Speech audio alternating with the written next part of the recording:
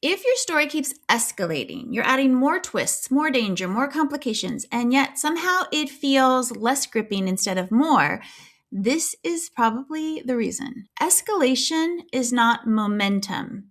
They're not the same thing. And confusing these two things is where a lot of drafts kind of unravel. If we haven't met before, hi, I'm Melissa Bourbon. I have more than 35 novels published across multiple publishers, spent years teaching writers how to diagnose where a story actually loses readers. And that is what this channel is about, helping writers throughout the process. One of the most common panic points I see isn't the beginning of the story, it is the middle. Energy dips, the writer escalates things, and the story gets bigger. The reader gets tired and they kind of lose interest if nothing new is happening. So let's talk about that. How can you fix this without rewriting everything? Now, if you value deep structural craft conversations like this one, I hope you will subscribe to this channel. This channel is all about understanding how stories actually work, not chasing trends or hacks or just superficial tips.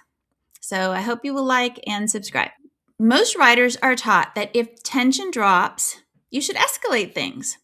Add a threat, introduce a subplot, increase the danger, raise the stakes. So when the middle softens, the instinct is often to expand. But readers don't disengage because the story is too small. They disengage when the story becomes scattered. Escalation increases activity, true, but it does not automatically increase meaning and depth. So here's the shift I want you to make or think about. Escalation adds, but momentum, which is what we're going to talk about today, narrows.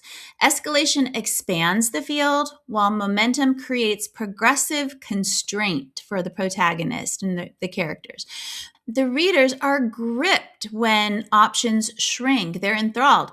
They feel fatigue, though, when the options for your characters multiply. And we don't want that. We don't want them to feel fatigue. We want them to be super engaged. So what do I mean when I say momentum? Well, momentum is not speed, which is what probably a lot of people think. It is not spectacle. It is not constant surprises. If you're writing a mystery, it doesn't mean kill somebody new. Momentum is progressive constraint. That means every scene needs to leave your point of view character with fewer viable options. Their options shrink, higher personal cost or stakes, and clearer consequences, or with something that cannot be undone, something they can't just easily fix. When that tightening stops, the story plateaus, and we don't want that plateau. A plateau feels like boredom, even if events are happening, but nothing significant is changing for your character, and that's the secret. That's the big takeaway. There has to be change and pressure. So this is where a lot of stories, a lot of drafts will stall because you might see or you might add a new complication or a secondary antagonist shows up or there's some surprise twist or a new location is added, new setting or a new thread you weave in. Every one of these things increases movement in the story, right? But none of them actually reduce choice for your point of view character. None of them deepen the cost. None of them force irreversible change. The story becomes busier, but not heavier, if that makes sense. So readers don't need more events. They don't need more.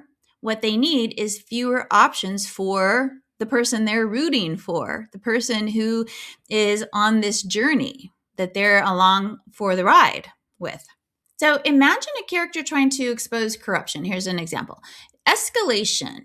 If we were to escalate this, we have a more powerful enemy maybe appearing, or a bigger threat is made, or a surprise ally arrives, or there's another twist that complicates the situation. With the pressure version, on the other hand, the character needs to choose between exposing the corruption or protecting someone they love. So that narrows their choices on what they can possibly do. In the first version, the world expands.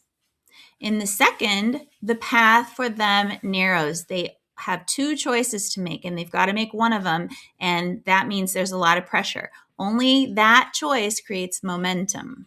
If your story feels busy but not gripping, here's what you can do. Go to the last scene you wrote that feels really alive. That doesn't mean dramatic. I mean alive, that it feels just right. It feels exciting. It feels like a place where something for your point of view character shifted. Okay, now keep reading.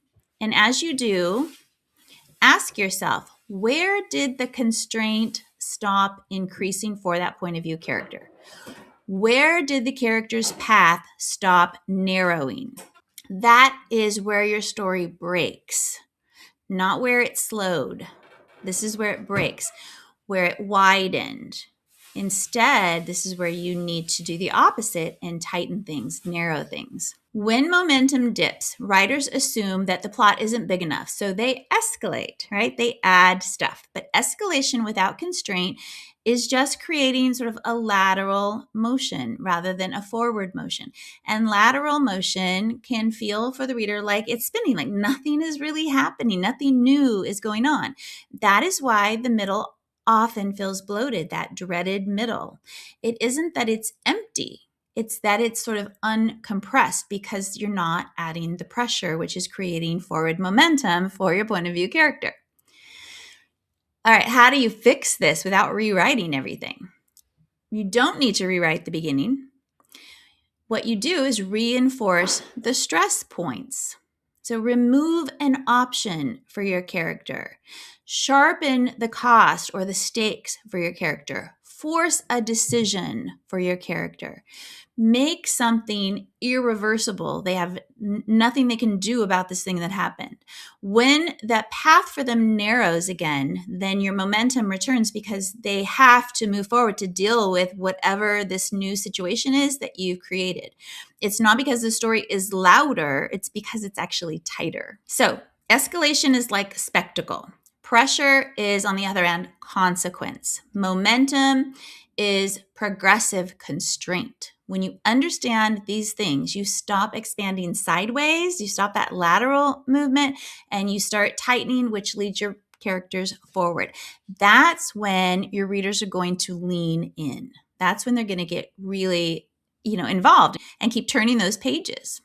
Now, if you've been following this series, this is how it all fits together. We started by redefining stakes, not as danger, but as a cost to your character. We have looked at the one scene question readers need answered. What shifts internally? We have talked about trust, how readers drift when meaning becomes unstable.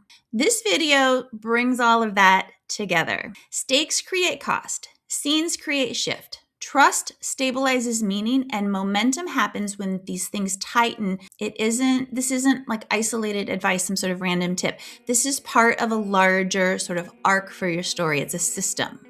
If this reframed how you see your draft a little bit, I would encourage you to watch or rewatch the earlier videos in this playlist because they are layered together. The next level of your mastery isn't just tightening scenes, although that helps. It is knowing when tightening becomes too much and how to balance pressure with breathing space. And this is where we go next. So watch that playlist, and I will see you next time.